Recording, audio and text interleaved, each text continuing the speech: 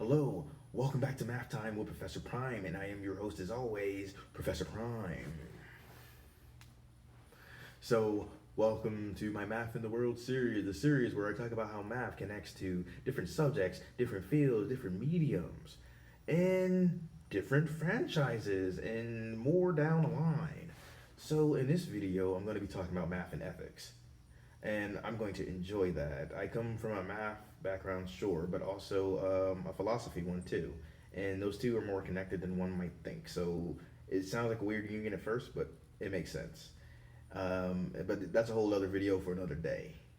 For this video, I'm focusing on math and ethics, and to that end, I wanted to talk about how they connect on a base level, how important ethics is in math, and then also how math has shown up in some ethical theories. So we're gonna get into it. I hope you find this interesting, and it'll be a little different for me because I don't usually talk about ethics on this particular level. So yeah, let's begin. So on the base level, with math and with ethics, they're connected by logic, right? With math, I'm looking at what's happening in the universe and I'm trying to say something about it, right? I'm trying to communicate. And so I observe what's going on and I create rules that support what's going on, right? And I build upon that. I have different things to consider, different networks, systems, and things on those lines, and just rules that come along with that. And then with ethics, right, we're looking at what's going on in the world and we're trying to figure out what's ethical, what's right, what's wrong, is there a right, is there a wrong, let's ponder all that. And you get different ethical theories built up over time. So each of those ethical theories, they have a logic to them.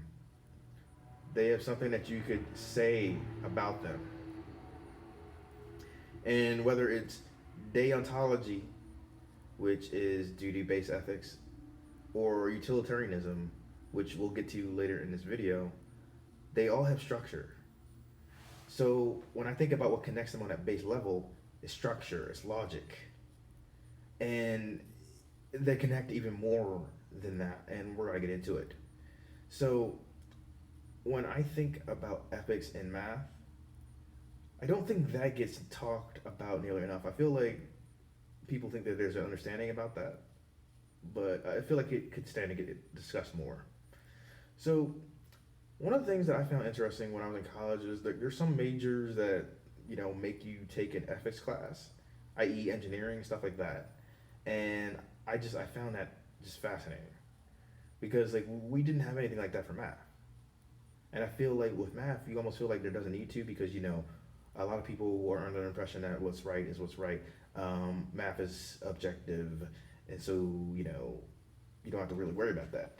But for me, it's not that simple.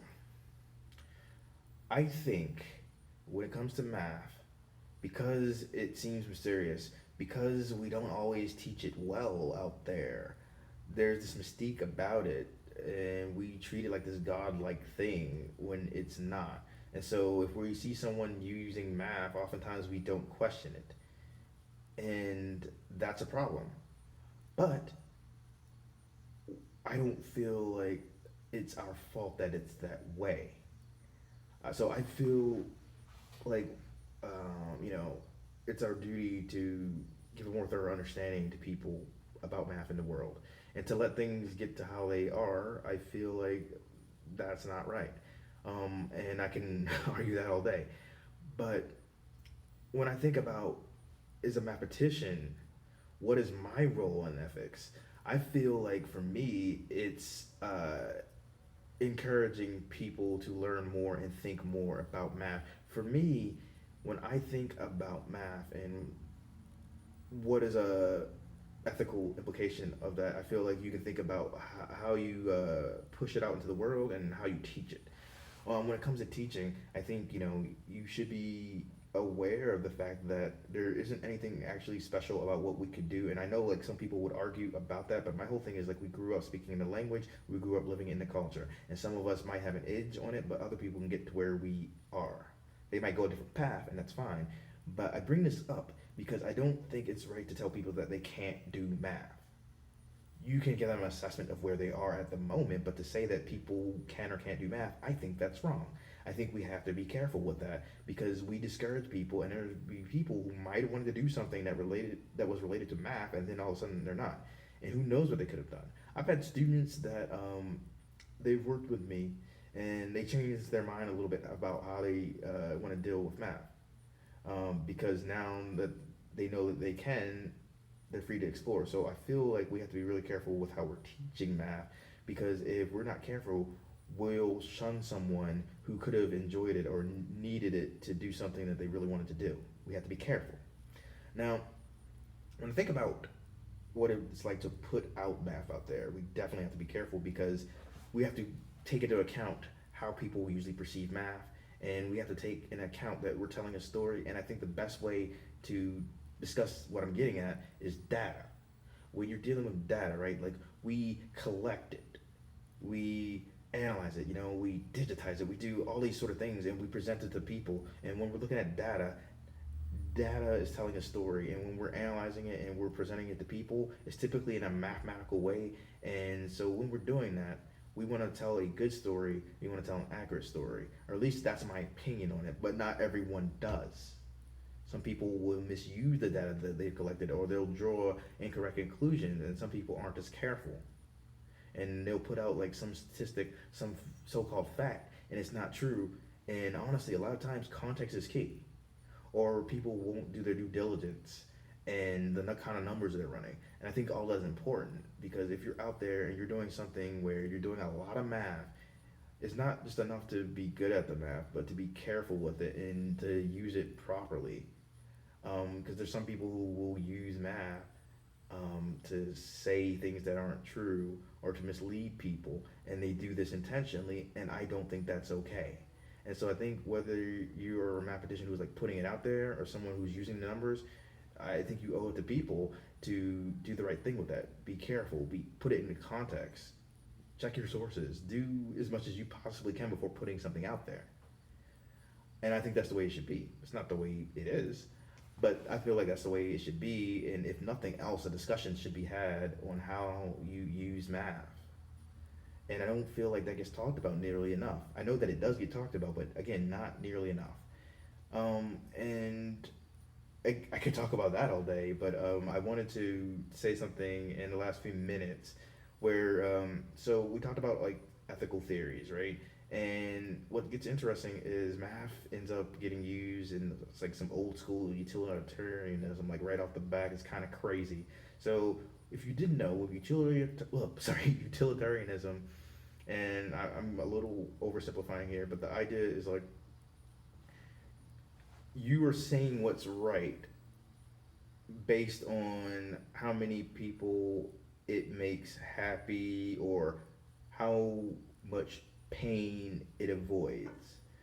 So I guess a good way to sum it up is the right thing or the wrong thing is determined kind of by how much pleasure people are achieving or how much pain they're avoiding, and comparing that. So like if I wanted to do something and like it would make me feel really good, but it would make a lot of people feel really bad, then by utilitarianism you could argue that I'd be wrong. But see, the problem is, right, it's hard to measure. So the guy credited is creating what we consider utilitarianism in the modern sense, which has been expanded greatly, but that first person who did that was Jeremy Bentham. And he developed what is referred to as Hedonistic Calculus or Hedonistic Calculus, where he actually constructed ways to measure pleasure and pain, which again, that sort of thing, it's hard to actually determine, right? It's pretty subjective. But the whole thing is like he did try to apply math to that, and I find that fascinating. But that being said, I don't want these videos to get too long, and I don't want them to really like exceed 10 minutes by that much. So I'm going to close things out by saying, when it comes to math and ethics, they do connect in more ways that you thought, and not just with what I said, but all that stuff too. And I find it interesting because I think when it comes to math, whether you're someone who's creating it or someone consuming it, how that math is used, I feel like ethics has to be talked about in it, or should. And as you've heard, there's some ethical theories where they follow this structure that they have to have logic, they have to have rules, and in the one particular case, Hedonistic Calculus, it was a thing. That's all I have to say about that. But anyway, I hope you enjoyed this video. It was a little different from some of the other videos I did in this series, but that's kind of the point too, to like create variety and have some fun and talk about things that don't usually get talked about, I feel. So I'll see you on the next video. Professor Prime out.